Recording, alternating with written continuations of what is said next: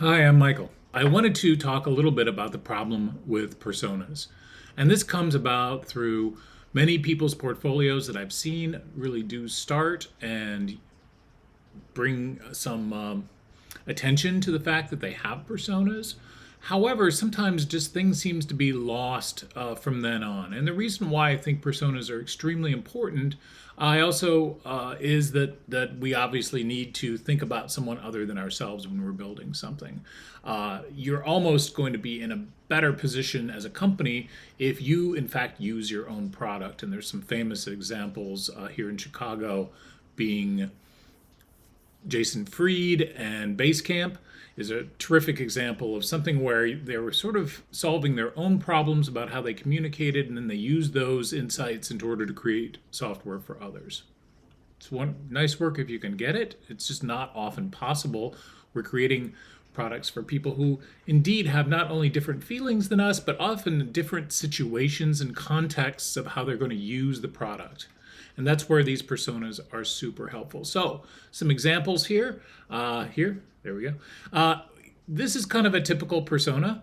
And what I'm doing is showing that it usually has a picture, it usually has some descriptors, and perhaps if you're getting fancy, you've got some sort of a scale or something like that. So perhaps you're able to, at a glance, see some differences between personas.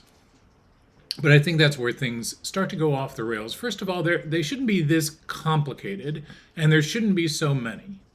And the reason why I say that is that oftentimes we want this to reflect our marketing more often than not, right? We want these are all the people that could buy or use our product, which we often consider as being very big and wide. And the wider of a net you cast, the more likely it is that you don't catch anything. So, just like in marketing, you need to be hyper focused as to a real need, a real job that people are trying to do, and the capabilities of those people. And that's where the persona really is supposed to come in handy. However, as I said, oftentimes there's just too many of them, meaning they sort of dilute and they're often hard to use, and really are. What I'm trying to get out here is they are a tool. They're just a tool to tell stories with, just like anyone would make up a character in a novel in order to create some sort of attention, maybe be an antagonist, a protagonist, anyway, somehow flesh out what is going on in the plot.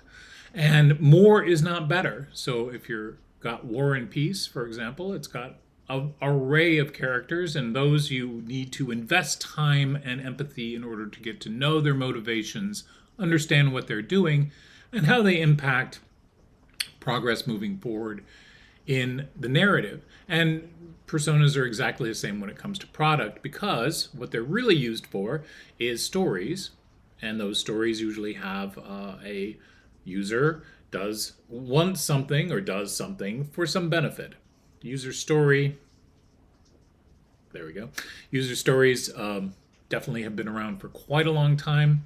They're extremely useful for a few reasons. One good reason I always find is if you're lucky enough, and even in this digital day and age, you could probably fit one onto a post-it note. So they're kind of portable, easy to glimpse, understand a little bit of what they're about. And most often, if you have different personas, I'm going to suggest at tops you start with 2 or 3. Mainly because I can think of 2 personas right off the bat that is probably true of every product that you're going to build. Is you're going to build for someone who is an experienced user, maybe has expectations, has used a prior version of the product, or is using it now.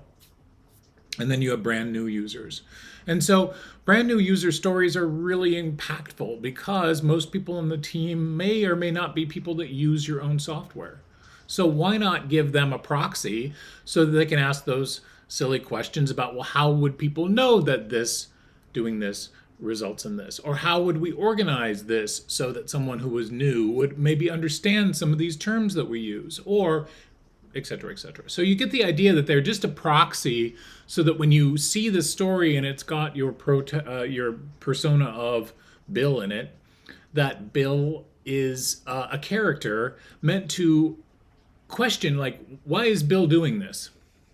And if you're really good at this and you're using personas properly, your product owner or manager and you in the UX team or design team may debate on the relative priority of different things for different personas. Because, for example, it's a good idea that sometimes you use your software, pardon me, and you kind of give a hint, a sneak peek of the new software to your existing customers. Therefore, you can get rid of the idea that you're going to be onboarding new customers right away, just so you can see if new customers fit with the different ideas that you might have. So therefore, you can focus on those being more important to build, to prototype, to prove out, etc., than something that had especially to do with someone brand new. And this iterative learning about your hypothesis around the persona, you might imagine something would be more difficult than it is occasionally. You might have the opposite. I always think of software that is used in a situation that you weren't necessarily intending it to be. And that has to be true oftentimes of airlines, things that are very time sensitive and or where people have to get something done immediately. And that's when the tension really is making those interfaces sometimes that much more frustrating or not usable, just because you're not taking the time to really be careful because you're in a panic or a pinch or you've got some sort of tension around you. That's not true of all interfaces, but it's more relevant than you might think. So that might again be a persona that you want to bring in. So that would be a persona who is in a hurry, a persona who is unaware of maybe some language issues. There's plenty of uses for more personas to represent different kinds of customers that you might encounter. But the problem again being usually there's too many. We got to stop that, right? There's just no reason for this to be something that's really complicated. In fact, the actual persona, looking at it again, I like to simplify it. In fact, a recent version of personas that I wanted to have the team use were just cards.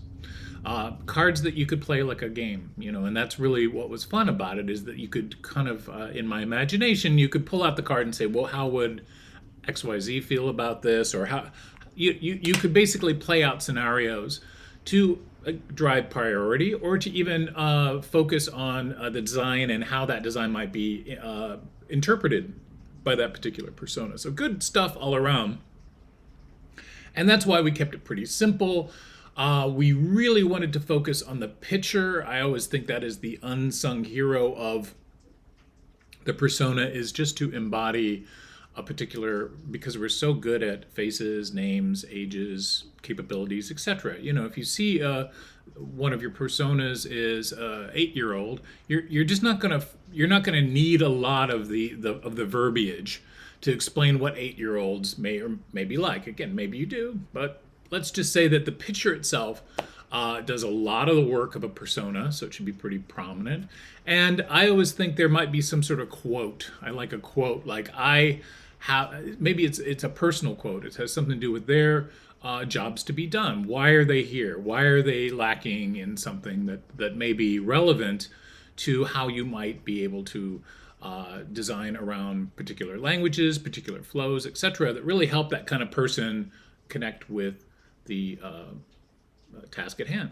So either way, there's really useful, but they aren't useful if they're too complicated or there are too many of them. And really training the team, because this is really just a tool to be used to generate quick conversation, empathy, and questions amongst the team, or build a hypothesis that you can then test in a prototype or your work in general. So these personas are part of stories. Those stories become features or flows that then kind of contract back to say, hey, well, now what if this other person encountered the same flow? Would the flow be exactly the same? Would we need something else?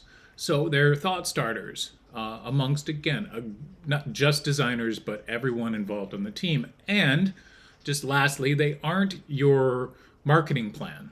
So your marketing team is essential to this. They're going to have to understand language and how to communicate the benefits.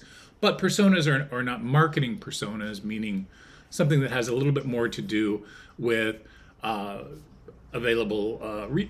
Basically, there's a lot of money and time and advertising, other things that are going to be involved in that are not part of these user personas. So whether or not that's helpful, I wanted to get it out there because I think they're really a great tool that most often or not are put into a drawer and never seen again, or presented to the team and given some proxy in some way, but never really in the way that impacts the day-to-day storytelling and prioritization of features, which is really where I think they come in handy. How do we help focus on a persona and use that to really make some hard decisions in terms of scope, which is practically all you need to manage as you're early on engaging and building out websites. So hopefully that was helpful. Maybe give you a couple of tips or techniques to try, and just share with your team that they are a tool. They're not something that's owned necessarily by research or UX. They're just a tool to be able to quickly empathize and to move forward. So hopefully that was helpful, and please let me know in the comments if you've had these issues and maybe some ways you've overcome them too. I would love to know, because I do think they're constantly being created, but I think the use of them could definitely be improved.